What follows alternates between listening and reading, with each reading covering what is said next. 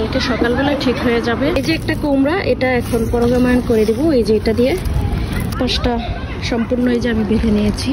গোড়াটা একটু পরিষ্কার করে দিব যাতে আলো বাতাস ঢুকতে পারে। ঢুকে করে ফুলটা ছিঁড়ে এই মাঝখানের এইটা নিতে হবে পুরুষ ফুলের। ঝাঁকাটা পুরো শেষ করার পরে কেমন হয়েছে দেখতে।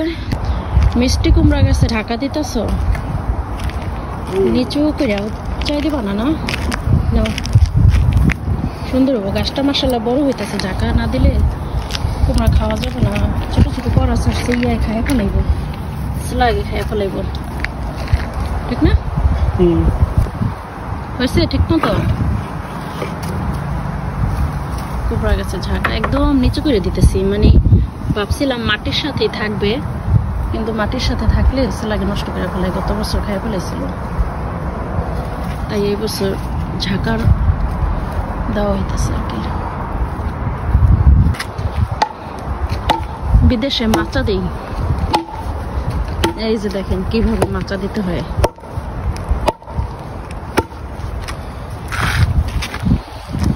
এটার সাথে এটা কি অনেক বড় হয়ে গেল বাকিটা। এই যে গাছের ফুল, এই যে ফুল আর পুরুষ ফুল, আর ওই যে স্ত্রী ফুল কুমড়া সহ। এই যে এখানে আছে, আবার ওই পাশে আছে।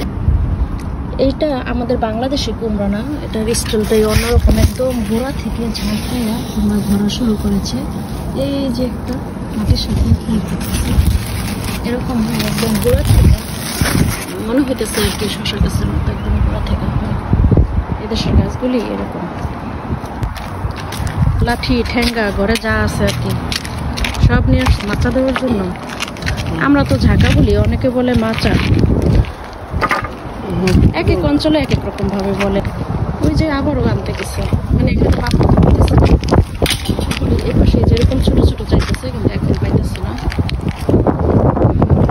এই গোলাপ গাছটা ঝাঁকার নিচে পড়ে যাবে না, মাথাগুলো উপরে থাকবে, অর্ধেকটা নিচে চলে যাবে। সুন্দর হইতেছে ঝাঁকাটা, অনেক সুন্দর হইব রাস্তার সাথে। গাছটা দেখতে দেখবো মাশাআল্লাহ ভালো লাগবো যদি বড় হয়। পরে ইয়া করতে হবে, সুতা দিয়ে দিলে তো হবে না, জিঙ্গল দেওয়া লাগবে। সুতা দিলে হবে না নাকি?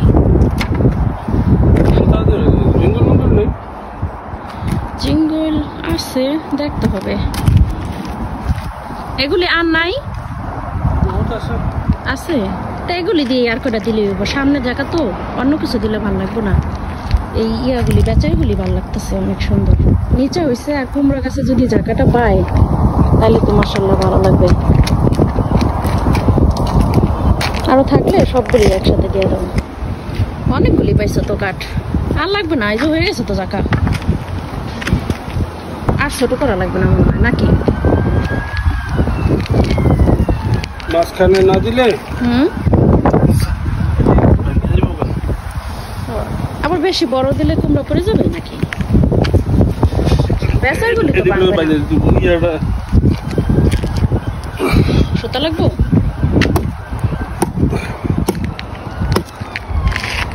এই পাঁচটায় সামার আসার পরে কত কিছু, কয়বার মূলা শাক খাইলাম।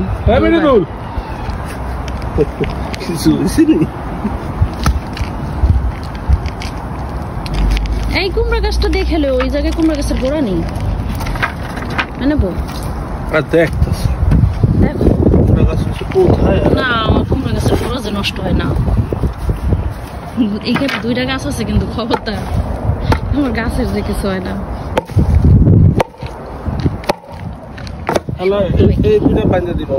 ওকে তুমি ইয়া করো, খুঁড়া কুপে রাখো। এটা বানবা, এটা বানবা, এটা বানবা, এটা দিল রে। আরে হাতের কাছে এটা লড়লে সমস্যা নেই না, একটু পিটাই দাও। আর পিটান যায় না, ভিতরে নিচে পাথর পড়ছে। পাথর পড়ছে হইতে পারে, কিন্তু বৃষ্টি হয়েছে, এখন মাটি তো ভিজা আছে। আর যদি না যায় পিটান দিছো তাহলে তো কিছু করার নাই।